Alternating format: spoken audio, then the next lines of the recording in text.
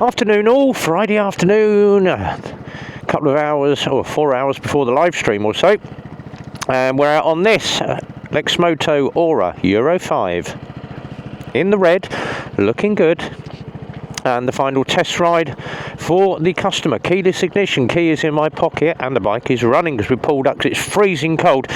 Yamasaki, I've still got their two-seat version of their new bike over there, which is manual powered, and I'm in a weird mood again today, as you can tell. Oh look, electric cars, Tesla. Give me a gallon of fuel and just chuck it all over it and set the darn thing alight. You know what I think of electric vehicles. Right, we're going to get out. We're going to have the final little bit of ride. I've got 8 miles on the clock. I've got 2 to do, which is a quick whiz around the block. Excuse me. And back to the garage. Oh God, it is so cold. Right. It's a flyer when you open it up, this one. Love these Auras. Keyless. Stops the little oiks trying to nick them. And there's a lot of it going on at the moment. And while we're talking of motorcycles, one of the big bloggers, Hippo Drones. So Hippo, as in the animal, hyphen, and then drones, as in the aerial things that you use. Hippo Drones.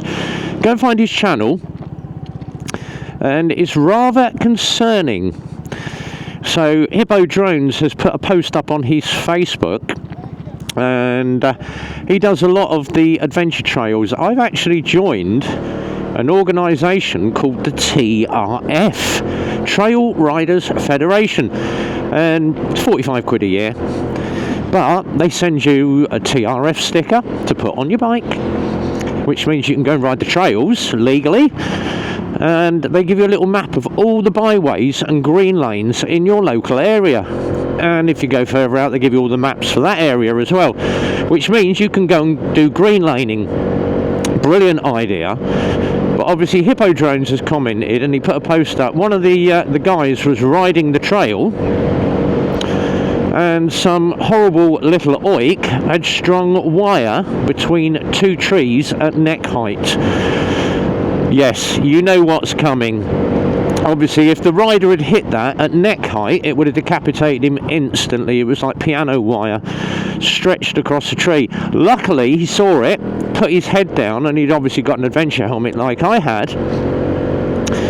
But it caught him in the visor, on the goggles, and it split his face, basically from nose all the way down to his lip line on the left-hand side of his face. So massive amount of injury, stitches, and luckily plastic surgeon has managed to rebuild his face. But there is a lot of it going on, and basically putting objects, like dropping bricks and lumps of concrete in a puddle. Trail rider goes through the puddle thinking it's just a puddle, and there's whacking great big bits of concrete that's going to unseat the rider. Or putting tree branches across the trails to stop people coming through.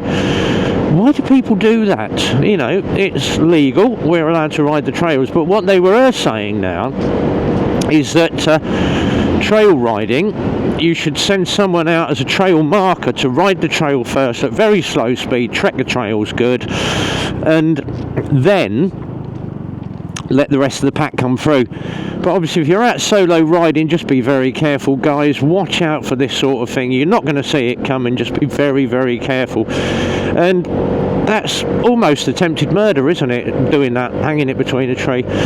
What a stupid idea. And it just shows you the mentality of children these days, or youngsters that just want to cause injury to someone. Or, oh, I only did it for a laugh. Won't be a laugh if you're serving 20 years for manslaughter, my friend. Anyway, go and check that out. And if you are a trail rider, just be very careful, guys. There are little silly oiks. Uber. Yeah, he came in the garage earlier. Oh, I have puncture in rear tyre. You fix for £20. No, not at all. We get it all the time.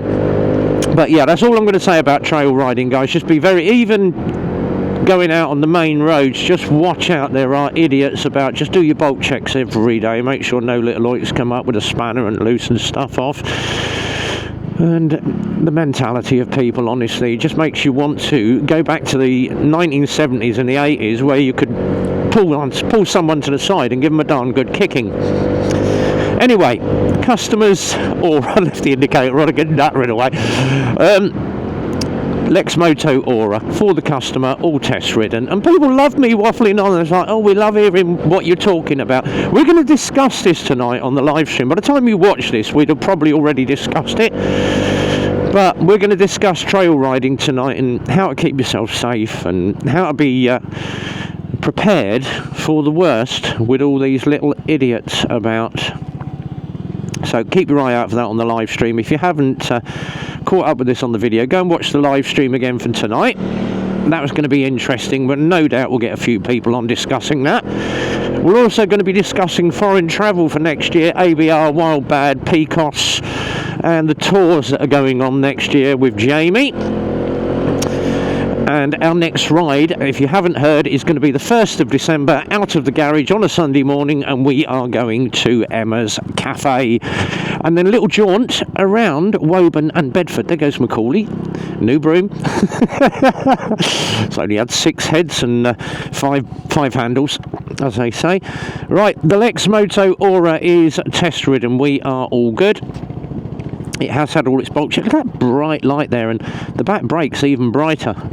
Love the lights on these, all LED, all singing, all dancing. SRT goes tomorrow, Diablo goes Monday.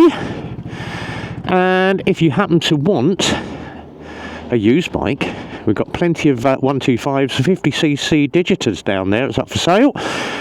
And the manager's special is sitting in the other showroom. We've got an MXI up for sale. Revs GTR there if you want it, 3995.